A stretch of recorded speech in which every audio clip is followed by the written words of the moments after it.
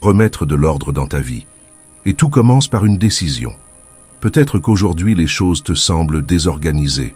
Tu as l'impression d'avoir perdu le contrôle, de simplement réagir à ce qui se passe, comme si tes journées étaient dirigées par les circonstances, et non par toi. Mais la vérité, c'est que personne ne fera cela à ta place. Il arrive un moment où il faut se lever, prendre sa place et reprendre les rênes de sa propre vie. Quelle est ta place au sein de ta famille? Quelle est ta valeur dans ton travail, dans tes amitiés, dans le monde? Ces réponses ne tombent pas du ciel. Elles demandent de la présence, de la responsabilité et une direction. Remettre de l'ordre dans sa vie va bien au-delà d'être organisé. C'est avant tout un acte de courage. C'est assumer, en toute conscience, qui tu es et ce que tu es venu accomplir ici. Et cela demande de l'intention. Cela demande de la concentration, de la discipline et l'utilisation des bons moyens pour construire peu à peu une vie pleine de sens. Dans cette vidéo, je vais te montrer 8 stratégies stoïciennes qui peuvent t'aider à remettre de l'ordre dans ta vie et à vivre avec plus de sens. Chacune de ces stratégies fonctionne de manière indépendante, mais lorsque tu comprends la valeur de chacune et que tu les appliques ensemble, l'impact est réel et profond. C'est pourquoi, ne considère pas cette vidéo comme un simple contenu de plus. Implique-toi vraiment. Fais-en un engagement envers toi-même. Et si tu veux faire le premier pas maintenant, écris dans les commentaires « Aujourd'hui, je remets de l'ordre dans ma vie comme un stoïcien ».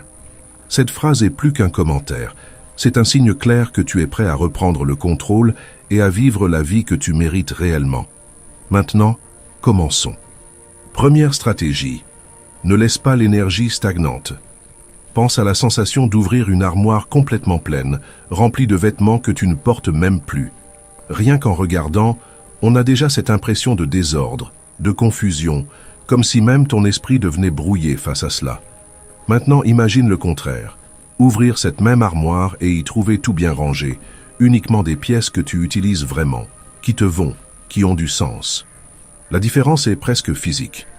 Tu ressens le soulagement, la légèreté, la clarté. Le problème d'accumuler trop de choses, ce n'est pas seulement le manque de place, c'est le poids mental que cette accumulation provoque.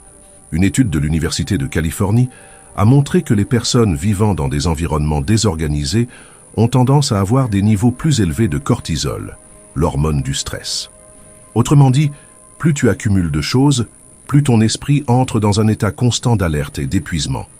Le philosophe stoïcien Épictète disait « Un homme ne peut perdre que ce qu'il possède ».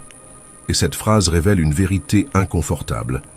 Le problème ne vient pas de la perte en elle-même, mais de l'attachement que nous créons autour de ce que nous possédons. Lorsque tu t'attaches trop à tes affaires, tu te mets à vivre dans une peur constante de les perdre, et cette peur te rend vulnérable, tendu, distrait. Maintenant, réfléchis avec sincérité. Si demain tu perdais la moitié de ce que tu possèdes, ta vie deviendrait-elle vraiment pire, ou aurais-tu simplement moins de bric-à-brac à gérer?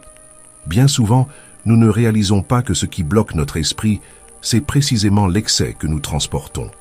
Le minimalisme, dans ce sens, ne consiste pas à vivre avec le moins possible, mais à éliminer ce qui ne sert plus, pour faire de la place à ce qui compte vraiment. C'est comme essayer de marcher avec un sac à dos rempli de pierres. Tu peux avancer de quelques pas, mais le poids draine ton énergie et rend tout plus difficile. Quand tu commences à retirer ce qui est superflu, le chemin devient plus léger. Ton esprit s'éclaircit, ton énergie revient, ton attention se tourne vers l'essentiel. Alors n'attends pas le moment idéal, commence maintenant.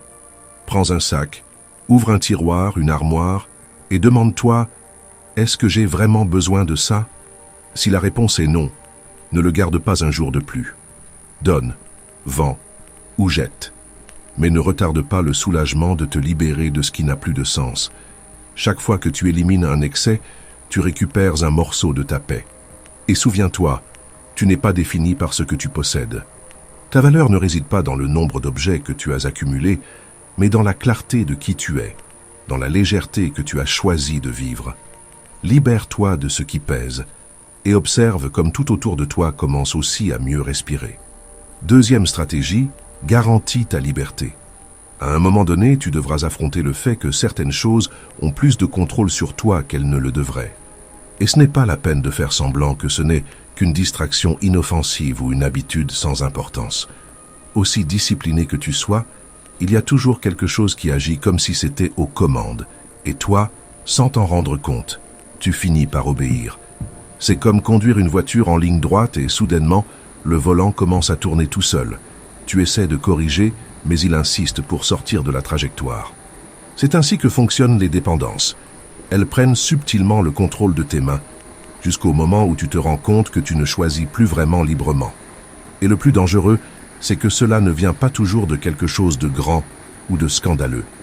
Parfois, cela se cache dans le geste automatique de prendre son téléphone sans raison, dans cette envie presque compulsive de manger un dessert après le déjeuner, même sans avoir faim, ou dans l'habitude silencieuse de boire un verre de vin ou une bière chaque soir pour se détendre.